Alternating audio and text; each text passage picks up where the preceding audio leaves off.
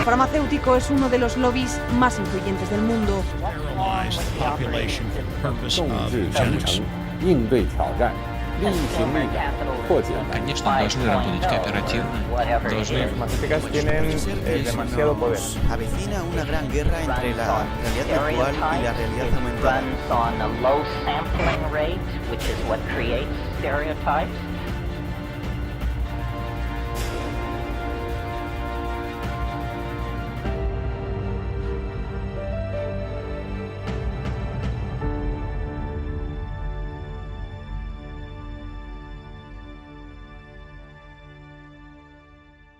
Hola, ¿cómo están? Bienvenidos a esta nueva edición de Humo y Espejos.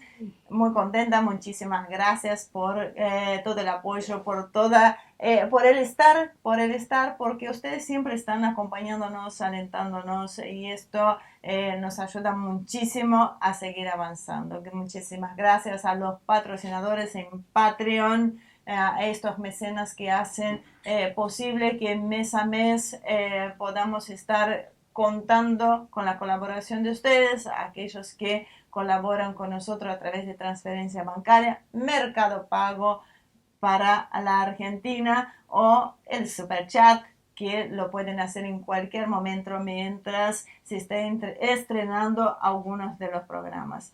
Hoy nos vamos a Chile. Vamos a hablar con Alexis López de RCT Chile, una persona con la cual empezamos a conocer gracias a que algunos de ustedes, los que nos están en contacto directamente con nosotros en los chats, que siempre estamos ahí en directo, nos han recomendado. Los tenemos en cuenta como para abrir, como para ampliar este horizonte. Así que hoy tenemos un nuevo invitado de la región, alguien para poder ver qué es lo que hay de coincidencias o diferencias con nuestro pensamiento. Sí, creo que lo que nosotros venimos intentando hacer es dejar de lado las etiquetas y tratar de ver el pensamiento en profundidad. A partir de ahí ver qué divergencias y qué coincidencias hay y ver qué factores en común, porque yo creo que realmente hoy el enemigo es tan poderoso que no nos permite ponernos demasiado puristas en cuestiones ideológicas. Creo que hay que sumar fuerzas porque si no va a ser absolutamente testimonial. Entonces, como en algún momento traemos gente que se identifica con un sector, ahora traemos gente que se identifica con otro sector y vamos a volver a traer alternativamente, pero la idea es poder sintetizar ese conocimiento y que cada uno escuche y abra, porque uno de los principales problemas creo que hoy hay no solo en los medios de comunicación, sino en la academia y en líneas generales, es la famosa, que ahora ya se empezó a dar un nombre, que es el tema de clausurar a alguien, que básicamente es una forma de decir que se censura al que no piensa como yo y punto. Y eso agota, asfixia el debate. Entonces, de ahí en más no podemos crecer, vemos sociedades infantilizadas y vemos entonces, como esas sociedades infantilizadas son reconducidas a lo que hoy estamos viendo como pensamiento hegemónico que poco tiene que ver con una base realmente científica y desde allí se termina por descalificar como conspiranoico todo lo que sale de esa regla cuando en realidad el pensamiento básicamente mágico está en el que cree en esa serie de premisas que hoy se están difundiendo a través de todos los estamentos comunicativos, de entretenimientos, etc. Así que todos los debates, siempre con respeto, es muy bienvenido y ustedes que nos siguen ya nos conocen y saben que es así. Así que entonces vayamos con Alexis, que tuvo una excelente predisposición para darnos esta entrevista. Alexis, muchísimas gracias por acompañarnos hoy. Un placer, un verdadero placer recibirte acá en Humo y Espejos.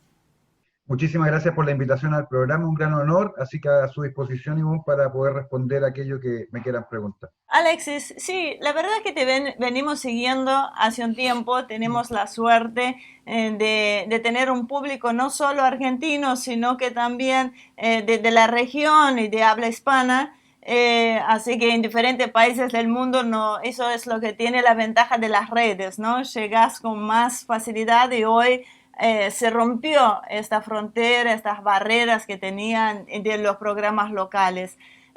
Así que bueno, nos interesa saber qué es lo que está sucediendo ahí en tu país. Te hemos seguido en varias oportunidades, indicado por algunos de los que nos ven, así que esto es bueno que estemos conectados y que nos sugieran invitados, bueno, de esta calidad, obviamente. Así que hemos observado que vos afirmás que Chile está bajo un ataque y que se comporta con características insurreccionales, ¿no? Bajo una modalidad de guerra nuclear. Estos son temas que nosotros venimos abordando hace rato, así que nosotros quisiéramos saber cuáles son las bases de tus afirmaciones. Bien, muy sintéticamente, yo hace unos 20 años ya vengo estudiando el proceso insurreccional chileno con un politólogo chileno, mi profesor, que es Luis Heineke Scott. Él lleva 40 años estudiando el proceso insurreccional, y en esos 20 años, siguiendo lo que él ha venido estudiando y a la vez yo estudiando algunos elementos peculiares y particulares, lo que hemos hecho, básicamente, más que afirmar, ha sido constatar, ¿ya? En el sentido de el simplemente poner en evidencia que lo que está ocurriendo en nuestro país y que está ocurriendo hoy día en todo el continente y probablemente en Occidente en general, si no quiero ampliarlo a todo el mundo, es la aplicación rigurosa de un modelo de cuño revolucionario. No es nuevo, pero es un modelo relativamente reciente de comunismo como principio. El comunismo durante el siglo XX tuvo 6 al menos grandes revisiones, muchas de esas son conocidas por el público, Gramsci, la Escuela de Frankfurt, pero otras son menos conocidas, el automarxismo, por ejemplo, la Escuela Crítica, etc. Y la última de estas revisiones corresponde a una escuela francesa, que cronológicamente está asociada al mayo del 68 en París, que es la deconstrucción. Y deconstrucción, que sería este comunismo de nuevo cuño, comunismo 6.0, 2.0, como quieran ponerle, tiene un modelo revolucionario particular, que es el modelo de revolución molecular disipada. Y ese modelo de revolución particular tiene a su vez una estrategia particular, que es la estrategia de Go o de guerra prolongada, que sería el término siguiendo a Mao. Eso, en términos estrictos, tiene un abanico de expresiones muy grande, y lo que nosotros hemos venido haciendo literalmente ha sido ir verificando, más que afirmando, cómo cada una de las afirmaciones de los autores de este modelo, entre ellos Michel Foucault, Jacques Derrida, Félix Guattari, Gilles Deleuze y muchos otros, porque ahí estoy citando 4 de una enorme cantidad, se han venido desarrollando y aplicando en forma sistemática en Chile y en otros países, y por ende, te reitero, no es que nosotros lo afirmemos, simplemente lo hemos venido constatando. Ahora, hay una cosa que a veces cuesta un poco terminar de entender en esta deriva que ha tenido el comunismo, porque si lo tomamos como el marxismo, básicamente el marxismo lo que buscaba era la abolición de la propiedad privada de los medios de producción. Sería por ahí la cuestión central de la idea. Todas estas ideologías que han venido surgiendo, como describía, a lo largo del siglo XX, lo que hacen es alejar cada vez más de eso, porque cuando uno observa detenidamente este tipo de manifestaciones, la propiedad privada pasa a ser casi anecdótico y se empieza a centrar en cuestiones de género, en cuestiones que tienen que ver con un aspecto cultural, como si no les interesaría tocar demasiado el tema económico. Y a la vez vemos que son financiados por las grandes corporaciones, las familias más concentradas, desde los Rothschild, los Rockefeller, o bueno, Soros es el caso más emblemático. ¿Por qué? ¿Cómo analiza este fenómeno? ¿Puede ser que vayamos a lo que algunos hablan como una especie de socialismo con características corporativas, donde hay una pequeña minoría hiperrica y una enorme mayoría que socializa la pobreza? Voy a retomar entonces de lo que señalé al principio. Efectivamente, lo primero que hay que afirmar es que el comunismo es un principio que tiene diversas expresiones desde el punto de vista doctrinal. El marxismo es una de ellas, ¿ya? No es la corriente principal, si bien lo fue en su origen. Y rápidamente, a propósito de la Segunda Guerra Mundial, vino una crítica muy fuerte de Gramsci en términos de que Marx había errado hasta cierto punto el análisis. Marx hizo una crítica que, si tú te pones en el contexto de la época en que la hace, es una crítica correcta, porque hace una crítica a los efectos del primer capitalismo, el liberal, etcétera, etcétera, del punto de vista de su impacto social, y propone cierto tipo de soluciones. Pero en la aplicación del modelo marxista, y particularmente durante la Segunda Guerra Mundial, se percatan, porque los fascismos literalmente barren con el comunismo en Europa en general, y tienen mucho impacto ideológico incluso en el resto del mundo, se dan cuenta que tienen que variar la estrategia. Y lo que dice Gramsci es súper simple. Dice, bueno, si Marx planteó que de lo que teníamos que apropiarnos era de la infraestructura, lo que tú acabas de señalar, los medios de producción, vamos a tener que invertir esto, porque el problema no es, y no ha sido y no va a ser, el problema de los medios de producción, sino el problema de la creencia. Y de ahí viene la noción, que no es exactamente precisa, pero de marxismo cultural, ¿ya? Y luego, la Escuela de Frankfurt va a añadirle a esos elementos de análisis como la psicología, como la pedagogía y otros más, y se va a ir complejizando a medida que pasa el siglo XX, y por cada derrota del punto de vista táctico o estratégico que iba sufriendo el comunismo como principio aplicado en cualquiera de sus ramas, los propios teóricos de marxismo en todas sus variantes van a tener que revisar lo que están diciendo.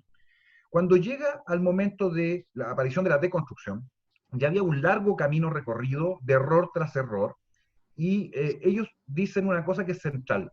Si con Gramsci entonces lo que importa es apropiarse de la creencia, ellos preguntan, bueno, ¿cuál es la primera herramienta de dominio? Y dicen, bueno, la primera herramienta de dominio es el lenguaje. Y eso explica que al menos 3 de los autores que yo señalé, Foucault, Derrida y Deleuze, van a trabajar sobre elementos críticos del lenguaje como primera herramienta de dominio, y finalmente van a avanzar hacia un modelo de revolución a partir de estos elementos. Entonces, ¿qué ocurre? Que en términos prácticos, el comunismo y todas sus expresiones se dieron cuenta hace mucho rato que el problema no era el capital, el problema era el capitalismo. Y la prueba más evidente de esto es China.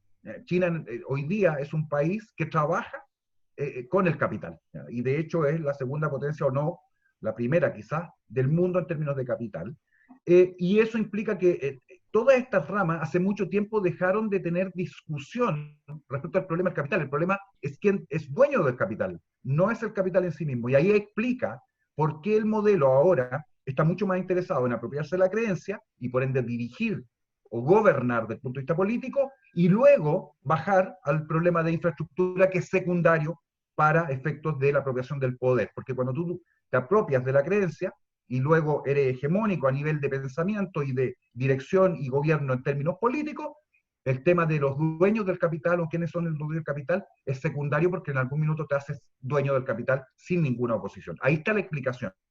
Y lo segundo, y tomando tu pregunta, es que efectivamente hacen casi consistentemente respecto a la aparición de Marx como analista, la idea del globalismo empezó a sentarse. Y esas ideas de globalismo tienen una base de socialismo fabiano muy fuerte, ¿ya? De socialismo utópico, para decirlo así, que confluyen, por ende, con directrices de comunismo, al menos durante la etapa de implementación. Porque el resultado práctico de todas estas ideas, como quieras verlas, el comunismo como principio, es la abolición de la familia, y por ende, por proyección, la abolición del Estado y la abolición de la propiedad. Eso no cambia, sea cual sea el modelo que quieras tomar. Y cuando me plantean la idea de un pequeño grupo que se hace el grupo dominante en términos de riqueza, bueno, el globalismo o el mundialismo, como quieras verlo, parte de esa misma base, porque siempre han buscado que haya una élite que maneje y controle el planeta, y que toda la masa de la población, a la cual además quieren, por definición, disminuir, algunos hablan de 1/3 de la población, otros hablan de más incluso, quieren disminuirla para poder mantener ese control y dirección social con esa élite dominante. Ahí está creo que hago el paréntesis completo de lo que me preguntan. Nosotros hemos observado que Chile ha crecido mucho durante las últimas décadas, pero obviamente los beneficios a la población en general no han estado a la altura de este desarrollo económico. O sea, ¿cómo influye la situación interna y la acción de las élites asociadas a los partidos políticos que predominan la escena durante este tiempo, ¿no? La afirmación contiene una petición de principio, y la petición de principio es que no habrían llegado los efectos del modelo a la población en forma mayoritaria, y eso es falso. La verdad es que lo que ha ocurrido en el país ha sido un enorme, enorme crecimiento del punto de vista económico, como jamás antes en la historia de todo Chile habíamos tenido. Chile históricamente, estoy hablando de 500 años, no estoy hablando de los 200 de república, fue un país extremadamente precario. ¿Ya? Precario porque tenía condiciones geográficas de aislamiento y otra serie de factores que influían en que no pudiésemos tener un nivel de crecimiento económico como ocurrió en muchos otros países en nuestro mismo continente. Chile, además, si yo comparo en términos de riqueza potencial, tiene menos riqueza que Argentina, tiene menos riqueza que Bolivia, tiene menos riqueza que Perú. Además, tiene menos población. Todos esos factores explican, estoy simplemente señalando datos de la causa, que durante 500 años el país fuese precario. ¿Ya? Hasta el año 60, Chile, y particularmente hasta el 70, incluso durante el gobierno de Allende, tenía índices de economía equivalente a los de Haití. Estábamos en segundo lugar después de Haití. Entonces, tú dices eso hoy día y nadie lo imagina, pero acá era normal que los niños no tuvieran más que un par de zapatos para poder ir al colegio y el resto del día anduvieran a pie pelado. Y estoy hablando de hace 60 años atrás, ¿ya? O sea, no estoy hablando hace mucho, mucho tiempo. Ocurrió que efectivamente se impuso un modelo económico. Esto podríamos acordar ahí de seguir a Naomi Klein, que se aplicó la teoría del shock en Chile, para imponer un modelo neoliberal extremadamente rígido que tuvo costos en su aplicación original. Recordemos la crisis del 82, recordemos la proyección hacia adelante, y que terminó por, primero, privatizar la mayor parte de las empresas que el Estado había administrado y mal administrado, ese es un dato de la causa, hasta ese minuto. Por solo poner un ejemplo, tener una línea telefónica en el Chile de los 60 y hasta los 70 era ponerse en una lista eterna donde jamás te llegaba la línea telefónica y te llegaba, ya estabas viejo y te iba a morir. Hoy día hay el país que tiene más penetraciones celulares del continente somos nosotros. ¿Ya? Hay una diferencia abismal. ¿Ya? Y eso respecto, por supuesto, al acceso a bienes de consumo, que se disparó. Segundo dato, respecto al tema de los fondos de pensión, un dato que es dato de la causa, es que nunca en 500 años Chile había acumulado la cantidad de capital que hoy día está allí en los fondos de pensiones. Es una bolsa de dinero gigantesca, y la crítica en realidad tiene que ver con que los sectores que hoy día son hegemónicos en términos ideológicos, la izquierda chilena quiere echarle mano a ese dinero, nacionalizarlo, estatizarlo en el fondo, para que se haga una bolsa común y que el Estado pueda aprovechar esos recursos. Ojo con eso, porque son recursos que en este minuto pertenecen a cada cotizante, a cada trabajador. Y yo entiendo que en Argentina pasó una cosa similar, y cuando el Estado le echa mano a esos recursos simplemente terminan dilapidados porque se los están gastando quienes están en el puerto. Estoy haciéndolo sencillo para que se entienda. Finalmente, sí hay una crítica muy fuerte que hacer a la derecha chilena, porque siendo ellos quienes implementaron este modelo libre mercado, literalmente en lo hecho lo traicionaron, al menos en dos cosas que son súper fundamentales. La primera, en Chile no existe, en términos estrictos hoy día, libre mercado. Hay concentración de áreas de producción en muy pocas manos. En el país se llaman los grupos económicos. Estos grupos económicos no son más de 6 grupos, porque son los grandes capitalistas en el país. Y esa gente ha tendido a concentrar el comercio, la producción, etc. ¿Y qué significa?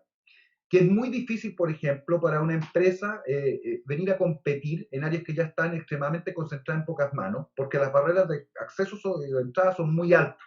Bueno, es una traición del modelo, porque el modelo dice que esto debiese ser libre mercado y no debieran haber barreras para que cualquier competidor entrara a competir por precio, por calidad, por lo que fuese.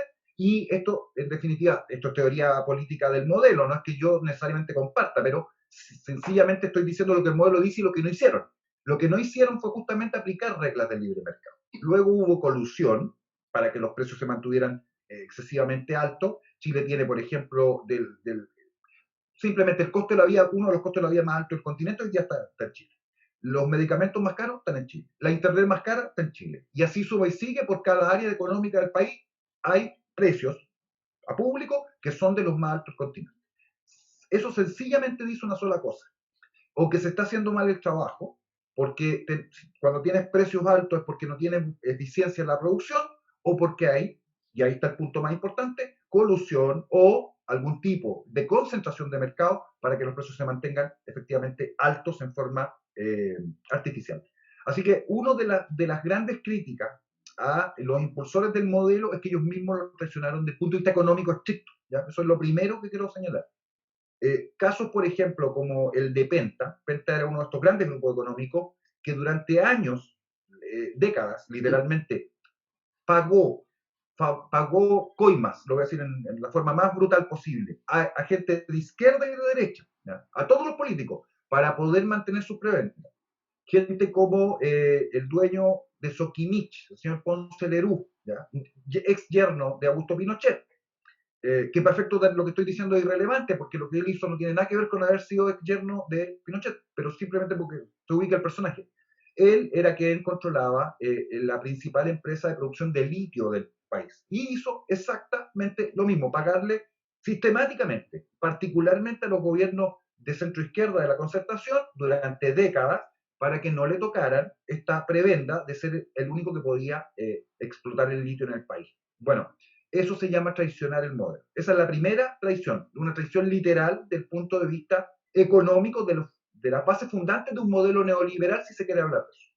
Lo segundo, pero esto fue más grave todavía, fue que para poder mantener durante décadas esta alianza muy curiosa entre un modelo neoliberal raro, un modelo traicionado neoliberal, con gobiernos que eran de centro-izquierda, lo que hizo la derecha chilena fue renunciar a sus valores y principios y dejar que a sus hijos los educara la izquierda. Y eso es lo que explica la, de comillas, demanda social, que en definitiva es una demanda de carácter ideológico, ¿ya?, respecto del modelo, porque los hijos de derecha han sido formados y por ende adoctrinados en ideas de izquierda durante más de 30 años. Y lo que tienes hoy día en la calle, por ejemplo, son la mayor parte, por ejemplo, del movimiento feminista, que es uno de los esquizos que está fuertemente influyendo en las protestas en Chile, son hijas de personas de clase media alta, que son las vanguardias, que han sido formadas en feminismo ya desde el liceo y después en la universidad en forma radical.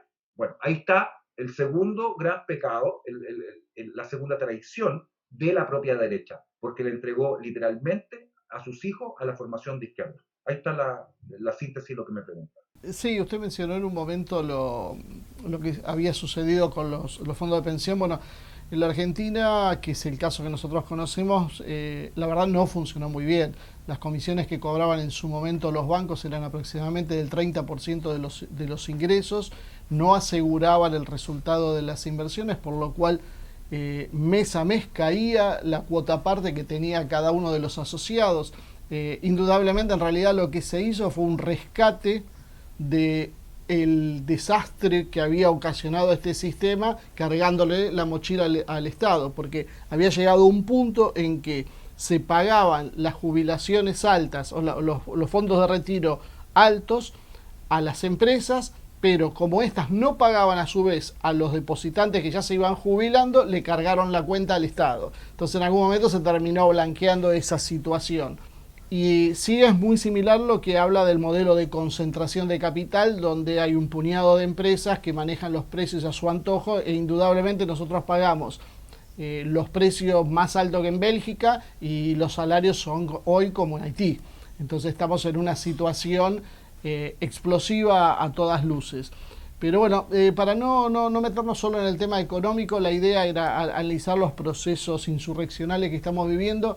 Hay un paralelismo que un poco usted ya fue trazando, hablando de lo que pasaba en Occidente, y hasta yo me animaría a decir más allá de Occidente, en Oriente, en el norte de África. Vemos cómo son las primaveras de color, las revoluciones de color, las primaveras árabes, todas tienen una mecánica similar, y esto se ha vivido hasta en la propia Venezuela. La forma de conflicto, de lucha en la calle, en el caso de Venezuela eran las guarimbas, pero básicamente son como adaptaciones a cada situación local de un modelo global. Y esto, lo que sí hemos visto, por ejemplo, en Ucrania o en algunos otros países, la participación directa de la CIA, del Mossad, del MI6. Entonces, la pregunta un poco era, ¿cómo es posible que países con distintos modelos estatales, con distintas posiciones ideológicas, todos sean blancos de una metodología similar? ¿Qué es lo que estamos viendo? En realidad lo que estamos viendo es una guerra ya de características híbridas o irrestrictas, como le llaman los chinos, que son antesala de un conflicto mayor. Es bien interesante la pregunta. Quisiera despejar dos cosas. Estados Unidos abandonó América del Sur hace por lo menos 30 años.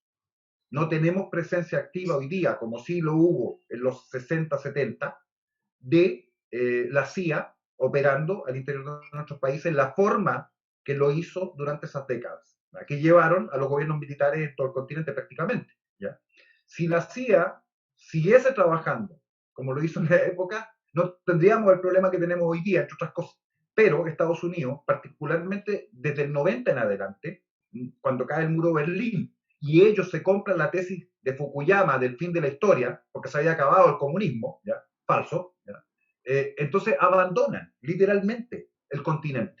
Esto en el sentido, lo voy a decir mirando el lado positivo, porque uno puede hacer la crítica al revés como la estás planteando, en el sentido de que Estados Unidos estaba interesado, esto es por definición, ¿no?, en dos cosas, y esto es desde los padres fundadores en adelante. Uno, la doctrina Monroe, que nadie se metiera en el continente porque América es de los americanos, es decir, de los norteamericanos, pero visto en el sentido positivo, era que, bueno, si ellos son defensores de la democracia y son defensores de un modelo de libertad, lo que trataban de hacer, estoy viéndolo en el lado positivo, no quiere decir que sea estricto, pero simplemente señalo que era intervenir para que no se produjeran en el continente situaciones como la de Cuba, ¿no?, que era el gran paradigma ahí presente siempre. Estoy hablando de la misma fecha. Pero no, Estados Unidos abandonó América del Sur, donde ha tenido algún grado de injerencia posteriori limitado, y la CIA sí ha estado presente. El caso de Colombia, yo creo que ahí hay un caso paradigmático por el tema de la droga. DEA, CIA, droga, ¿ya? Llevó en algún minuto a incluso tener operaciones contra las FARC en términos formales, pero no alcanza el grado de impacto, el grado de relevancia, el grado de presencia que tuvo, reitero, hasta los 70 y los 80 incluso, ¿ya? En particular en Chile hay un dato súper clave. Estados Unidos en algún instante, cerca del año 86-87, le quita respaldo a Pinochet, y eso determina que al quitarle respaldo a Pinochet tengamos que ir a la salida, a la transición o la transacción que fue el retorno a la democracia. Sin eso hubiera sido distinto el escenario. Y de ahí simplemente dejan esto, del 90 particularmente en adelante, que se desarrolle solo. Entonces uno no podría afirmar, haciendo un poco lo que estás planteando, de que lo que está operando acá sea un modelo parecido a las primaveras árabes, donde vimos a los halcones norteamericanos muy interesados en hacer el cerco respecto a la ex Unión Soviética de los satélites de control y contención de cualquier intento de que se fueran a ampliar nuevamente. Cosa que no le ha resultado, debo decir, dicho sea de paso. O sea, lo que vimos hasta hace muy poquito en Armenia es parte del desintegramiento de esa lógica de contención de lo que fue Unión Soviética. Y Putin en eso ha sido bastante exitoso, yo creo, en lograr no solo mantener la estructura y la cohesión interna, sino que además volver a capturar, entre comillas, aliados políticos de ese cinturón, ¿ya? Y eso es una tesis geopolítica muy antigua, además de tratar de aislar a Rusia. Entonces, son dos fenómenos distintos. Yo no puedo validar la tesis de que se trataría de las primaveras de América del Sur. Esto es otra cosa. Lo segundo, ¿por qué? Porque como nosotros hemos estudiado el proceso en Chile, sabemos que esto viene de mucho, mucho tiempo antes, ¿ya?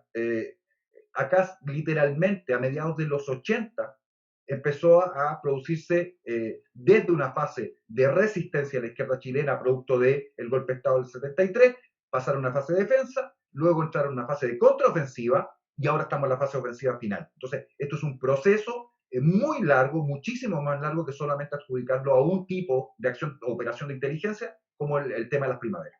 Lo tercero es que es constatable, y ese es el punto más importante, de que ha venido desarrollándose secuencialmente una serie de coordinaciones tanto a nivel interno en el país como a nivel del continente a propósito de Puebla y Sao Paulo, que son articuladores de las izquierdas continentales.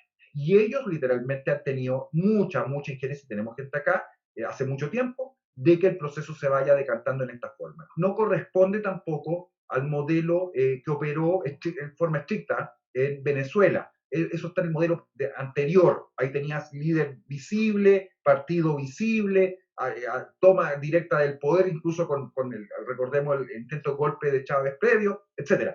Eso es el modelo anterior. Este modelo nuevo, que es de construcción y por ende revolución molecular disipada, supone una cosa diferente. El sujeto revolucionario cambia, y ahí está lo central. En todos los modelos anteriores tú tienes un sujeto revolucionario que es claramente terminable. Proletariado con Marx, campesinos con Mao Zedong, y así. En este modelo, todo margen, todo anormal dentro de una curva de distribución normal en la sociedad se transforma en nuevo sujeto revolucionario. Y eso explica que sea tan difícil para los modelos verticales de análisis poder comprender cómo de repente en la calle se juntan en Santiago 1 millón de personas, para no decir 1.300.000 que no hubo, pero 1 millón, donde tienes desde barras bravas del fútbol hasta colectivos feministas cruzados con grupos satanistas, cruzados con lumpen, lo estoy diciendo en la forma tradicional y clásica, cruzado con sectores de capas medias altas, los progres, metidos en el mismo lugar, todos protestando por cosas diferentes, que no tienen ninguna relación una con otra, y que tampoco tiene que ver con el cambiar la Constitución, que fue lo que terminó decantando, porque esa fue la solución que buscaron de nuevo las cúpulas políticas para poder administrar lo que ellos denominan una crisis, que en realidad es un conflicto. Dicho esto, entonces, lo que está ocurriendo en el continente es la aplicación sistemática a partir de la experiencia en Chile de este nuevo modelo revolucionario de revolución molecular disipada, que, reitero, ocupa la estrategia de Go, que eso habría que darle por lo menos un poquito de espacio para poder explicar, que no corresponde a estrategias que nosotros hayamos visto en otros conflictos de carácter revolucionario en el pasado. Esto es otra cosa.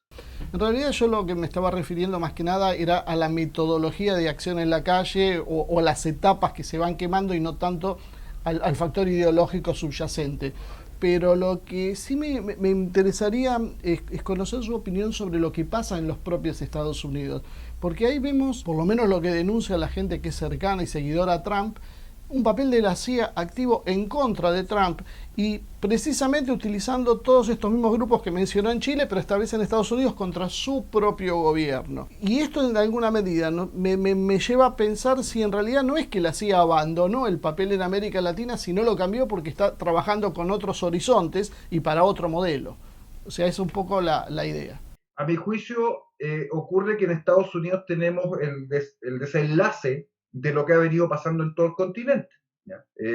El modelo sigue siendo exactamente el mismo. ¿Qué tienes en las calles en Estados Unidos? Las 140 ciudades que tuvieron ataques en forma sistemática, y todavía algunas de ellas lo están.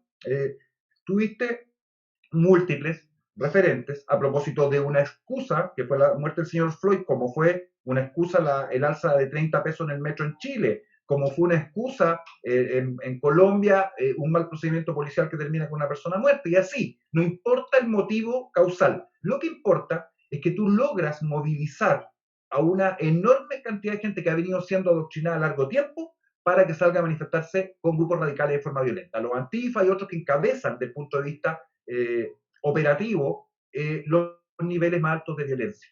Ahora, la CIA corresponde allá a lo que hoy es el Deep State norteamericano, y además está en connivencia con toda la maquinaria productiva y militar, que en definitiva está montada sobre, y ha venido montada largo tiempo, sobre la República Norteamericana, y en definitiva quién la ha conducido. Entonces, lo de Trump tiene que ver con dos cosas a mi juicio. Primero, que él estaba, y sigue estando, hasta que no sepamos los resultados finales, en una disyuntiva formal.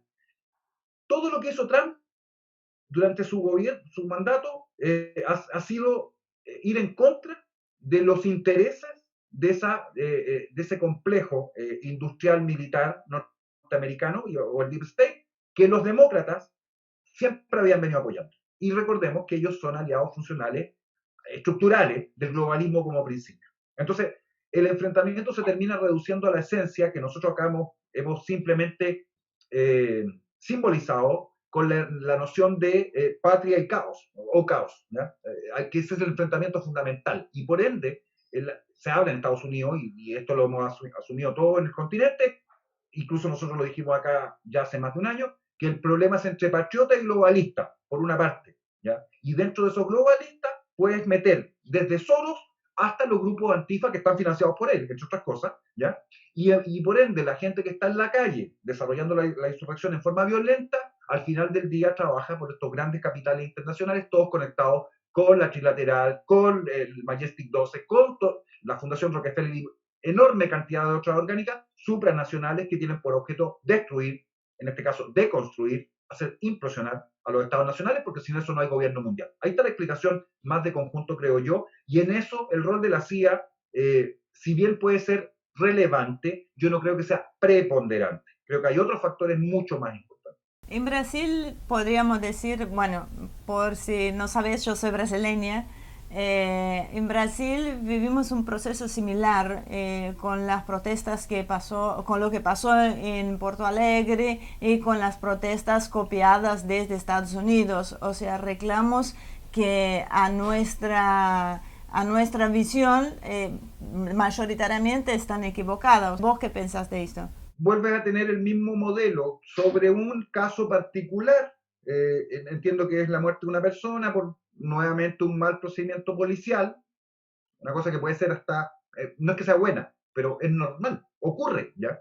Somos seres humanos, no somos perfectos y eso es, además, máximo en términos de cómo se ejecutan procedimientos policiales. Pues bien, tiene esta sonada que además es una prueba, porque a mi juicio simplemente están tentando ver si funciona el modelo, porque Bolsonaro no tiene la misma reacción que ha tenido Piñera en Chile. Es mucho más próximo en términos de modelo a lo que hace Trump o lo que hizo Trump en Estados Unidos. Entonces, además, Brasil tiene una fuerte, creo yo, presencia activa de los militares involucrados en política, en términos, a mi juicio, correctos. Defensa del Estado, defensa de la nación, defensa de los intereses nacionales. No sé si va a resultar, pero claramente Bolsonaro también es parte de lo que ellos consideran el eje del mal en el continente. Entonces, hay un objetivo muy claro. El día que caiga Brasil, vamos a tener a todo el continente completo bajo esta égida. Recordemos, voy a solo citar Venezuela, por razones evidentes, Argentina hoy día, Bolivia con el retorno del MAS al poder, en poquito tiempo más vienen elecciones en Ecuador. En Ecuador vamos a ver qué va a ocurrir. Ahí hay un candidato que es Petro, que es un candidato de George Soros, ya fue alcalde en Bogotá, y vamos a ver si va a ser candidato a la presidencia, lo más probable, y termine ganando. Colombia, con una situación de inestabilidad muy grande. Perú, con 3 presidentes al hilo, y vamos a ver qué va a ocurrir ahí también.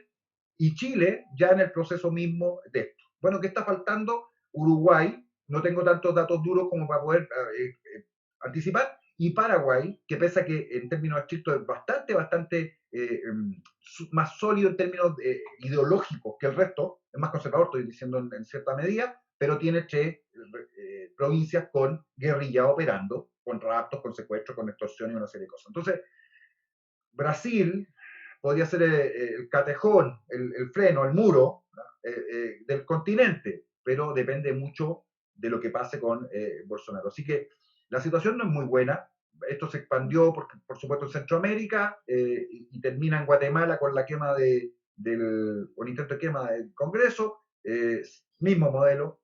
Y por ende, lo que yo creo, y es lo que vamos a hacer por lo menos acá, es tratar de unificar en términos de a todos los patriotas del continente en una red patriota continental, que parte ahora con una gira que voy a hacer en enero próximo. No voy a Argentina en esta oportunidad porque parto por Paraguay, Bolivia, y Perú, Ecuador y Colombia, y probablemente Estados Unidos, pero vamos a terminar yendo a todo el continente para que empiece a generarse por lo menos la resistencia del mundo patriota en forma articulada, que eso yo creo que es lo fundamental, porque sin eso no va a pasar ni siquiera la defensa. En Brasil, antes de que Marcelo siga con otras preguntas, hay una particularidad que me llamó la atención con la muerte de João Freitas, que fue este muchacho, que bueno, la verdad es que hay un accionar indudablemente violento de la policía que uno no lo avala y tampoco creo que hubiera sido la intención de matarlo, sino darle una buena paliza, pero bueno, estas más cosas... torpeza e incapacidad de reducirlo que otra cosa. Sí, bueno, de hecho demuestra que indudablemente ciertas fuerzas de seguridad no están capacitadas lo suficientes para abordar determinada situación. Ahora, bien, en este caso particular, el accionar de la empresa fue correcto, por decirlo de alguna manera. Inmediatamente tomó el caso, suspendió a los policías, los puso a disposición de la justicia y se trató de no justificarlo como lo hemos visto sucedido en Argentina.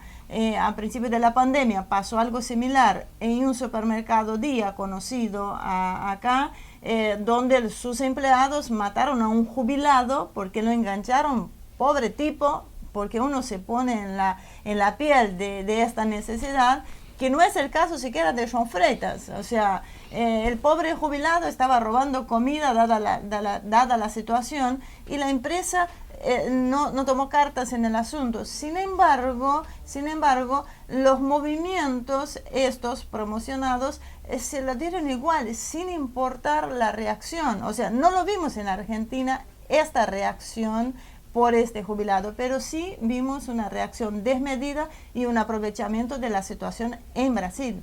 Una cosa que me llamó mucho la atención, fue más o menos por el mismo momento, y considerando la situación de Bolsonaro con respecto a Trump, hubo una felicitación de Putin a Bolsonaro por sus cualidades masculinas, por cómo había actuado y cómo había afrontado la pandemia con respecto al coraje y al valor que había tenido. Y eso me dejó pensando si no estamos viendo que Putin esté aprovechando la situación de soledad y aislamiento de Bolsonaro e intente hacer algo parecido a lo que hizo con Erdogan, que hasta le avisó que venía un golpe de Estado para poder acercarlo a sus posiciones y alejarlo de la OTAN.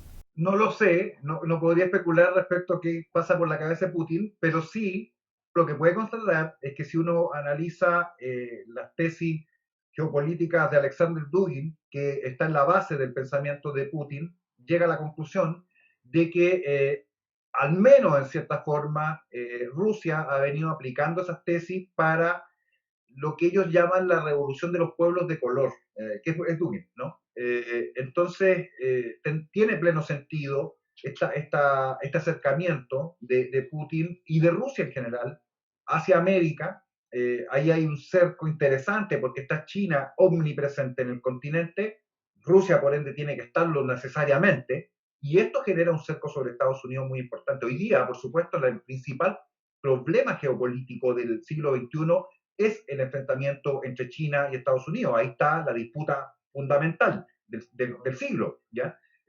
A mi juicio, China hasta este minuto va en la delantera en todo sentido, y en eso nosotros, si bien jugamos un rol, estoy hablando del continente, un rol periférico, del punto de vista de una estrategia, y particularmente pensando en China, de Go, es muy importante que estos territorios nuestros estén con un grado importante de control. Les transmito simplemente que China ya tiene comprada parte de la participación en el litio en Chile, y acaba de comprar este mes la principal compañía de distribución eléctrica, y se acaba de hacer cargo de un importante tramo de la autopista panamericana, la ruta 5, que es la ruta transversal del país.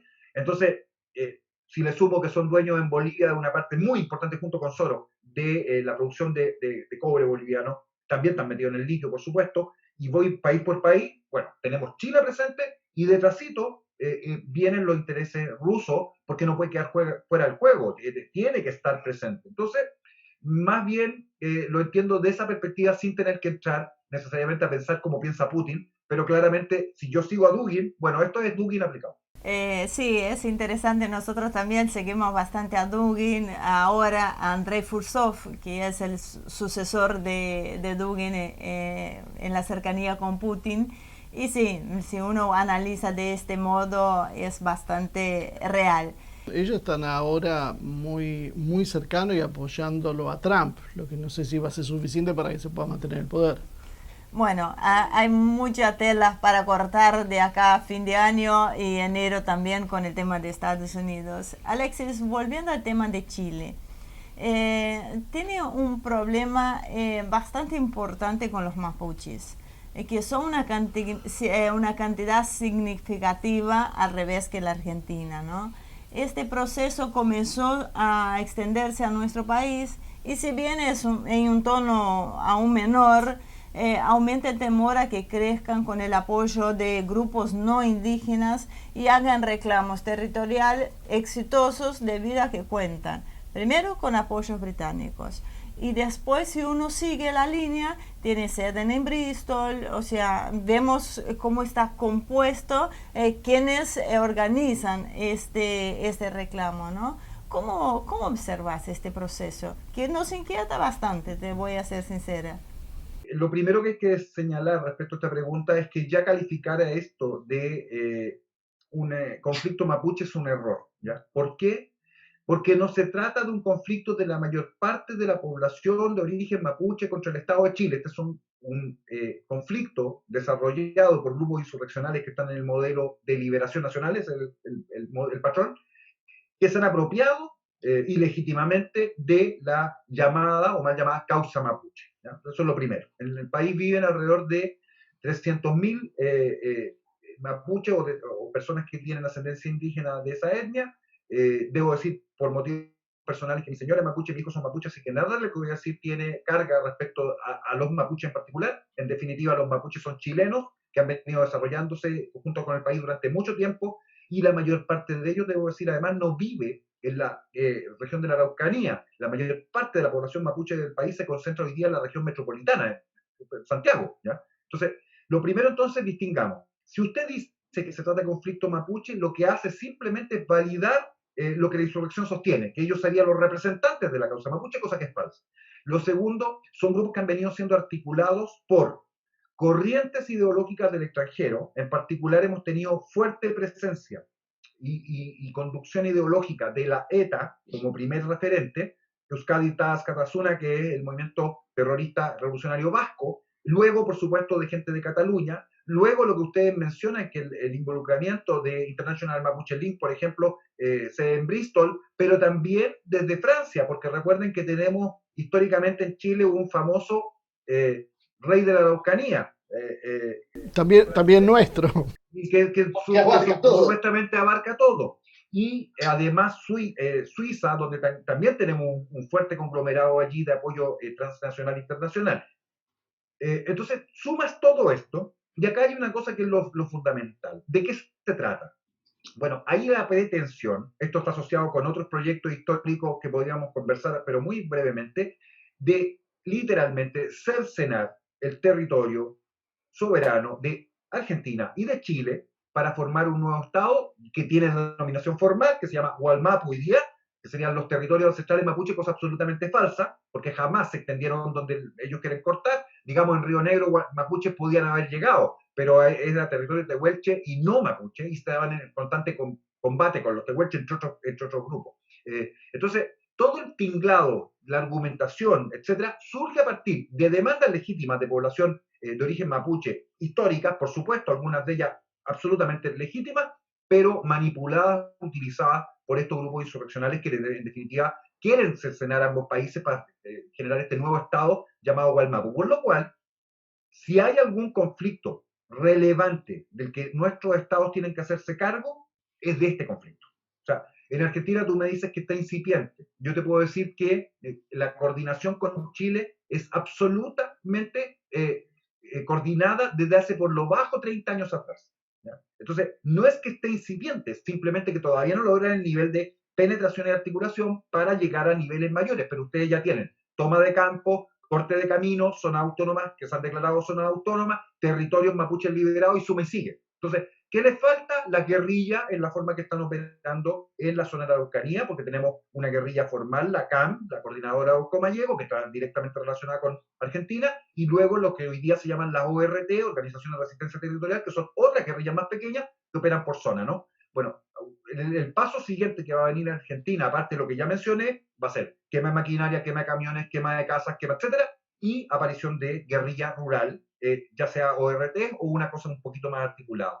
¿Para qué? Para producir entonces este corte territorial. Recordemos que a 70 kilómetros de la frontera con Chile, además, y hay un problema súper interesante estratégico, ustedes tienen una base de comunicaciones china instalada, esto es al lado de la frontera con Chile, son 200 hectáreas que el gobierno argentino le entregó por 50 años a perpetuidad casi, prácticamente para efectos prácticos, a los chinos, y bueno, tenemos los chinos con una base de comunicaciones que es el equivalente en América de las tres más importantes bases de comunicaciones norteamericanas que le proporcionan todo el control del planeta. Una de ellas, por ejemplo, en Australia, ¿ya? Entonces, esto es lo que tienen los chinos hoy día en Chile, ¿ya? La misma tecnología de comunicaciones. Bueno, ¿qué pasa entonces con China respecto a este conflicto en el contexto de la cuestión más geopolítica y lo que yo planteé anteriormente? Ahí están las grandes cuestiones que tenemos que ponerle atención. Lo que a mi juicio debe hacerse primero es señalar que no se trata de un conflicto mapuche, es lo más importante. Esto es, reitero, decirle conflicto mapuche a avalar a los grupos insurreccionales, terroristas y las guerrillas que están operando en Chile y que probablemente van a empezar a operar en Argentina. Segundo, señalar que efectivamente hay demandas que hay que cumplir desde el punto de vista de cuestiones históricas y de cuestiones de injusticia que se han cometido contra los mapuches por parte del Estado y por parte de particulares, pero eso se ha tratado de venir resolviendo e incluso con eso no se ha resuelto. Y tercero, el proyectar que si nos hacemos cargo de esto, vamos a tener dividido el territorio de nuestros países. Esto es un horizonte del siglo, porque esos son los proyectos, así operan, no es mañana, pero es el objeto, y eso va a dejar además toda la Patagonia y la zona austral de ambos países a disposición de quien quiera tomársela. Y ahí viene el otro proyecto más antiguo, que ya había señalado en su momento Theodor Herzl en el Estado judío, ¿no? Que era la construcción de un tercer Estado, Andinia, en la zona sur del continente. Yo no estoy diciendo que ese proyecto sea real o no real, no estoy hablando de teoría de la conspiración, estoy hablando simplemente de que si se cercena por Gualmapu el sur del continente, es decir, la Patagonia, eso permite inmediatamente la integración allá, por definición, de otro Estado. Eso. Sí, yo creo que si uno habla de un término, cuando uno dice incipiente, la verdad lo empieza a ver con preocupación. Tal vez un poco incipiente en el sentido de que son poco la base real mapuche, pero la verdad esto se alimenta de mucha otra gente, no tiene nada que ver. Y no sé si usted se enteró, pero bueno, después de las elecciones del 2019 hubo gobernadores, inclusive de la provincia de Mendoza, que coqueteaba con la idea de una salida del territorio argentino, e inclusive se hablaba medio en serio, medio en broma, de la Argentina del medio, que casualmente coincidía con el territorio que reclaman estos grupos. Ahora ya nos estamos quedando sin tiempo, entonces ya le haría la última pregunta para terminar por hoy, que tiene que ver un poco con una visión un poco más global y un poco más a futuro. Nosotros estamos viendo yo diría un brutal desembarco de nuevas tecnologías que prácticamente reducen al mínimo la participación humana. Podemos debatir si va a existir o no el trabajo humano, pero por lo menos sabemos que va a restringirse mucho. Y lo vemos rápidamente que está pasando. La inteligencia artificial, aparte, genera una serie de capacidades que permiten suplantar al hombre en acciones que antes no podía hacer, en trabajos de corte absolutamente intelectual que pensaban que estaban salvaguardados. Y a la vez vemos toda la proliferación de nuevas ideologías, entre ellas central empieza a ser el tema del aborto, la eutanasia, veganismo, medioambientalismo radical, feminismo, parejas estériles, etc. Todo esto es parte de un proceso de reacondicionamiento, de rediseño del mundo para un nuevo modelo, un nuevo paradigma productivo que ya no necesita la cantidad de mano de obra anterior, ya no necesita ejércitos desocupados, y lo que estamos yendo es una era postcapitalista donde las bases del propio sistema van a mutar. Amplia la pregunta, pero quiero hacer una correlación que me parece súper necesaria para explicar qué voy a decir. Si ya con el voluntarismo y Nietzsche habíamos llegado a la muerte de Dios, Dios ha muerto, lo ha matado su amor por los hombres, o su compasión por los hombres, Nietzsche, en deconstrucción, literalmente, de lo que se trata de la muerte del hombre. Ya murió el creador, ahora muere la criatura. Y eso es fundamental. Tiene que ver entonces, y por eso está esta correlación, entre estos proyectos de globalismo internacional de más de un siglo, que lo que han venido diciendo es que hay que disminuir la población. ¿Ya? Esa es la primera contratación empírica. Hay una coherencia, entonces, entre que lo que tú acabas de plantear, de que cada día el ser humano tiene menos importancia desde el punto de vista productivo, por lo cual sobra población. En la base, en todo caso, de esto está Malthus, el famosísimo matemático, etcétera, diciendo que nunca los recursos van a alcanzar para la población del planeta. Cosa que compró en su origen el socialismo utópico y también compró el primer capitalismo como fundamento de su acción, ¿no? Así que el malthusianismo como fundamento explica entonces por qué hay que disminuir la población. Ahora, yo soy biólogo de formación, soy entomólogo, ese es mi fundamento, mi base de análisis, y les quiero decir dos cosas. Malthus es un chanta, nunca, jamás tuvo razón lo que dijo, jamás en el planeta, nunca en toda su historia de la aparición de la vida en la Tierra, los recursos han sido menos que la población o la biota que existió en el planeta. Lo segundo, entonces, es que, claro, vienen todas las líneas derivadas de deconstrucción que tú acabas de mencionar, feminismo radical y todo lo demás, más transhumanismo, que es post-deconstrucción, ¿ya? Transhumanismo es teoría cyborg y otra serie de cosas, ¿ya? Que te van a implantar chip. Hay gente que... Esto sale en películas hoy día que, comillas, son de ciencia ficción. No es ciencia ficción, está pasando hoy día. Más manipulación genética, ya cortamos genes y podemos cambiar nuestra genética en forma específica, y eso trae alteraciones formidable hacia adelante. La revolución de este siglo ya no es la informática, la revolución de este siglo es la genética. Ahí está lo más importante que va a pasar. Pues bien, todo esto apunta entonces a que hay un correlato entre la tesis ideológica de la deconstrucción en términos de la muerte del hombre con, efectivamente, disminución de la población de forma brutal, más otra cosa que ya no son seres humanos. Es otra cosa, ya no es el hombre, ¿ya? A eso me refiero por muerte del hombre, ¿ya? En definitiva, entonces, nuestro problema mayor, esto es una escala incluso de un par de siglos, tiene que ver con qué estamos defendiendo. Y yo creo que los patriotas de todo el mundo estamos defendiendo al ser humano, estamos defendiendo a Dios, estamos defendiendo la patria, la nación, la familia, etcétera, todos los valores, por lo menos de Occidente, que dieron forma a lo que ha venido siendo Occidente, que está hoy día absolutamente puesto en tela de juicio. Y eso se expresa además en problemas de índole económico. ¿Por qué? Porque la tecnología por sí misma, como la ciencia en sí misma, ¿ya? Es neutra. El problema es qué hago con ese conocimiento y qué hago con esa tecnología, ¿ya? Entonces la pregunta fundamental es, ¿quién aprovecha, quién usa esa nueva tecnología y en función de qué objeto, en función de qué objetivos? Entonces, si van a cambiar y lo que pretenden es la muerte del hombre, es porque lo que viene a continuación ya no son seres humanos, es otra cosa, ¿ya? Y esa otra cosa, el transhumanismo, un cyborg, ¿qué es lo que es? Cuando tú tienes el 90% de tu cuerpo menos tu cerebro de máquina y después tú solo tienes tu cerebro. ¿Eres máquina? ¿Eres ser humano? ¿Qué diablos eres? ¿Ya? Esas preguntas son las preguntas fundamentales del siglo que viene. Y si no hay respuesta, y si no se está pensando desde el punto de vista de los patriotas en qué respuesta se va a dar a eso, ellos simplemente van a seguir avanzando. Y además se van a hacer cargo de la tecnología y todo lo demás. A mi juicio, el modelo económico ya no corresponde, porque recuerden la ODS, están hablando de economía circular. ¿Ya? La economía circular es otra concepción económica que no es exactamente capitalista, es otra cosa. ¿Ya? Economía circular implica que el desarrollo completo se vuelve circular, y eso tiene otras implicancias.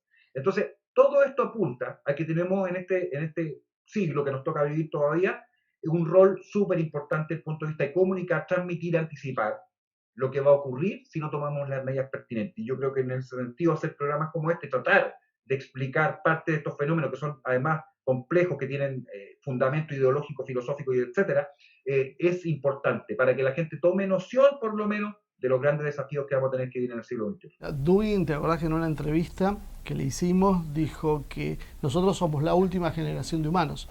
O sea, ya es la última generación. Después de esto viene precisamente el transhumanismo, que tiene algunas facetas, inclusive ya algunas corrientes que prescinden hasta de un cuerpo cibernético. Simplemente sería una nube, una inteligencia en una nube.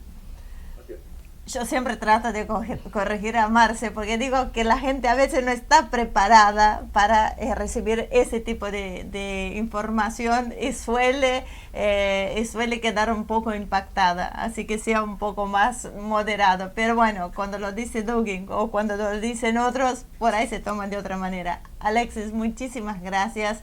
Un verdadero placer conocerte. Que podamos tener esta charla y esperamos contar con tu presencia en otras oportunidades acá con nosotros. No, Marcelo, muchísimas gracias por invitarme al programa. Ha sido un tremendo gusto conversar con usted y a su disposición cuando quieran verme. Un gran saludo a Argentina, ya espero pronto estar por allá nuevamente. Que estén muy bien. Dios quiera que sí, cuando esté por Argentina, bueno, ya sabe que tiene una parada obligatoria acá con nosotros. Muchísimas gracias, Alex. Muchas gracias. Nos vemos. Chao. Muy bien.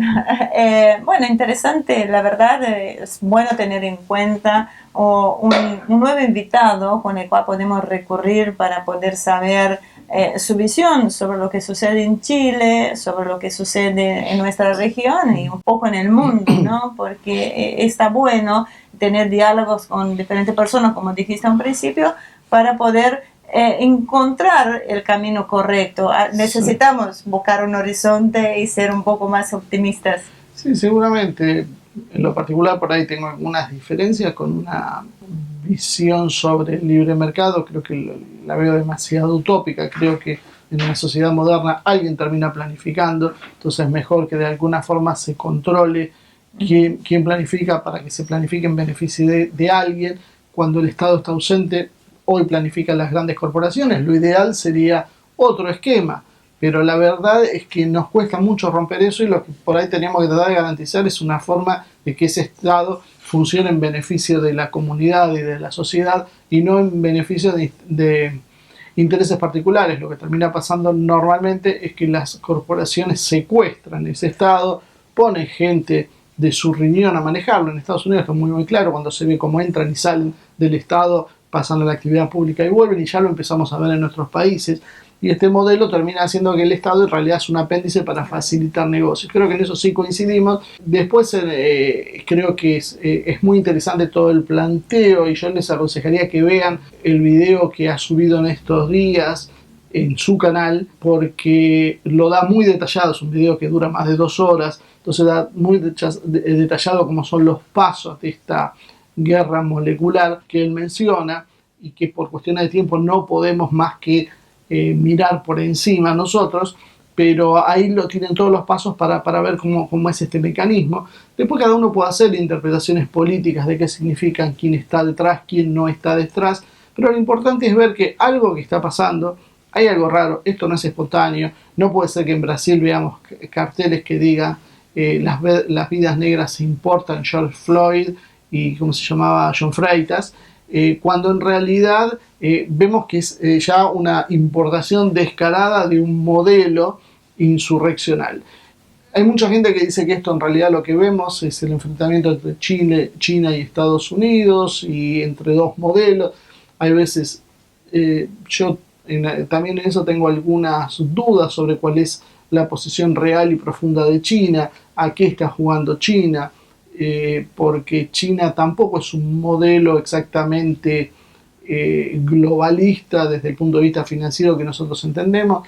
Alexis da una explicación diferente de qué es el modelo y relativiza la importancia del capital en sí misma, si no lo subordina a quien tiene ese control, lo cual obviamente que es cierto. Entonces habría que ver cómo esto se encaja en líneas generales, pero lo importante es, como decíamos al principio del programa, es encender la mecha para que empiece a rodar. No sé si fue la mejor expresión, encender la mecha. Va a traer muchos problemas, va a traer mucha polarización. Lo importante es dar el primer paso para abrir al debate, para romper el esquema, para, como decía, el tema del conflicto mapuche, aclarar que en realidad no hay un conflicto con los mapuches son ciudadanos argentinos o chilenos según sea donde están viviendo, y no hay ningún otro conflicto que no sea un conflicto artificial hecho por otro tipo de intereses que subyacen detrás.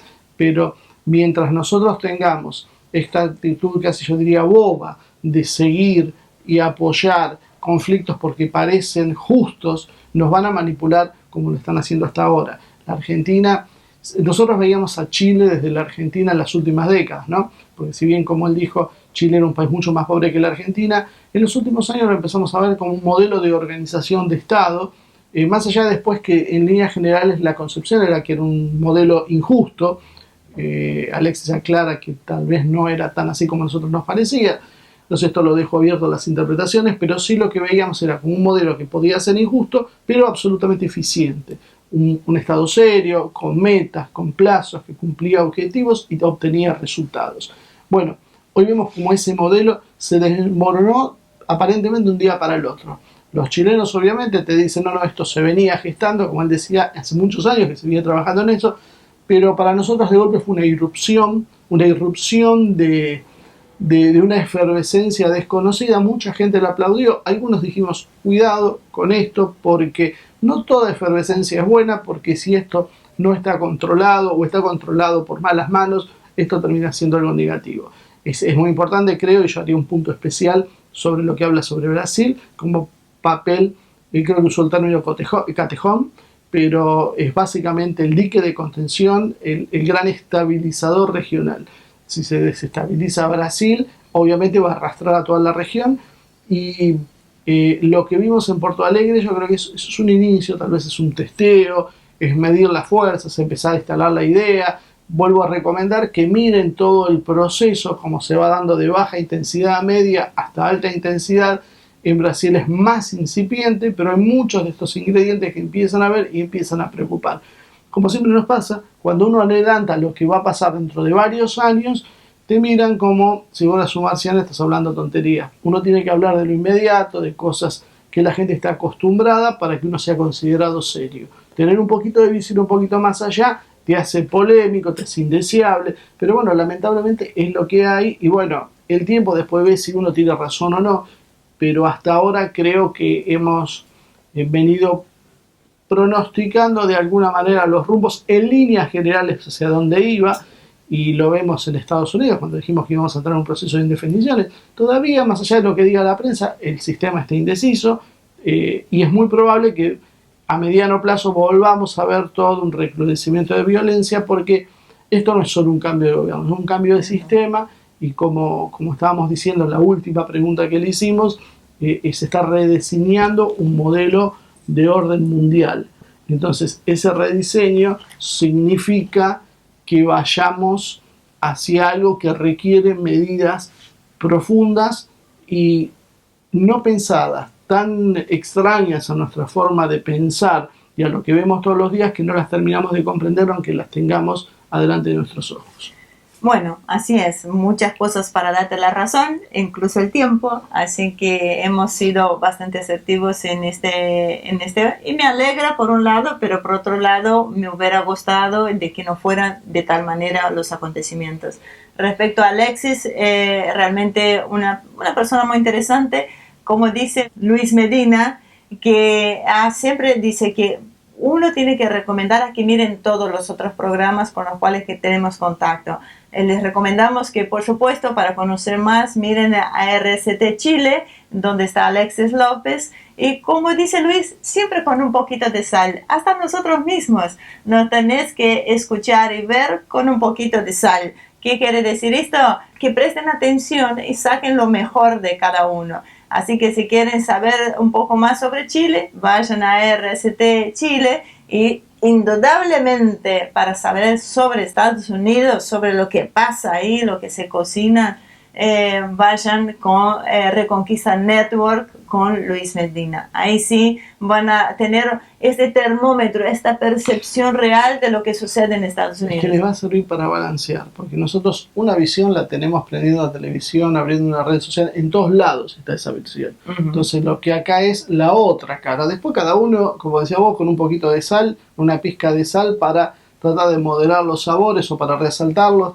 Cada uno verá qué toma y qué saca de lo que escucha. Pero nosotros no vamos a dar la versión que va a dar la BBC, la Deutsche Welle, ABC News o alguna de esas, porque para eso ya están y es invasivo, es lo que uno haga, aparece esa opinión. Bueno, esta es la otra. Muy bien, entonces hasta acá llegó el programa de hoy. Como siempre, muchísimas gracias por acompañarnos. Un placer contar con la presencia de ustedes cada vez que aparecemos ahí. Así que recuerden entonces dar like, suscribirse a nuestro canal y apretar la campanita para recordar cuándo será la próxima edición. Muchísimas gracias de corazón y nos vemos, si Dios quiere, en la próxima edición de Humo y Espejos.